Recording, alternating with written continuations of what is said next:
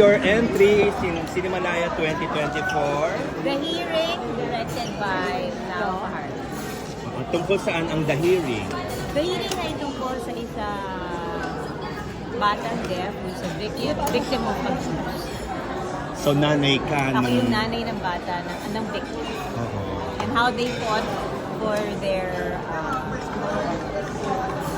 how they went against, saan tayo pupunta? How they went... It's okay. It's about a child who was abused, and I play the mother, and the story is about how the family fought for the child. So, ano ang pakiramdam na nagbabalik Cinemalaya ka after 100 at iba pa mga pelikula mo dito? Well, Cinemalaya is a very comfortable scene, kumbaga, for me. Yan, kagaya nga sabi mo, simula pa lang na 100, nandito na ako, and it's very welcoming. It's always nice to be back. It's always nice to do a film for Cinemalaya because we all know that it's somebody's dream project, and of course, I'd like to be part of that dream to come into fruition.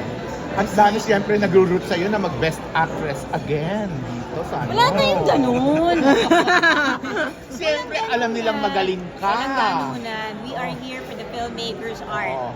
We are here for the filmmakers' project. This is not about winning awards. It's about dreams coming true. Miss Mike, quick reaction lang. Sobrang hinahangaan yung role mo sa Pamilya Sagrado. Oh. Lalo na yung episode mo kagabi na parang na-overdose ka. Reaction lang na sobrang viral at sobrang hinahangaan. Patok na patok. Totoo ba? Totoo, yes. Well, hindi siya mahirap na eksenang gawin. It was very difficult and wait, I have too much here. Hindi ko pa napapanood. Grabe. Really? Correct. Thank you naman to all those who watch. Thank you for all those who support and enjoying Pamilya Sagrado. Going back to Cinemalaya, parang paborito ka rin kasi after 100 you have Apparition and then yung Belle de Lure. And Marikina. Oo, ang dami na, di ba? Ang So, dami. gaano ka-special sa'yo yung festival? Like I said, it's a very welcoming scenario for me. I enjoy being here.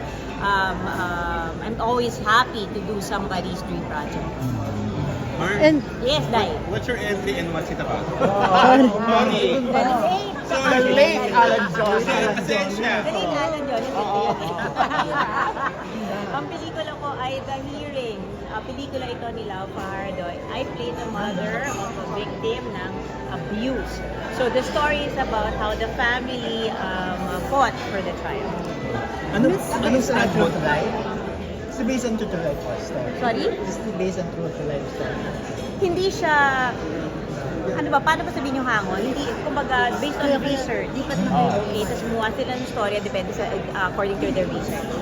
Mike, did you say yes to the project? Oo, meron kang sagrado and everything. Ang director po namin dito ay Ay, director siya rin din ng pala. Sagrado Familia.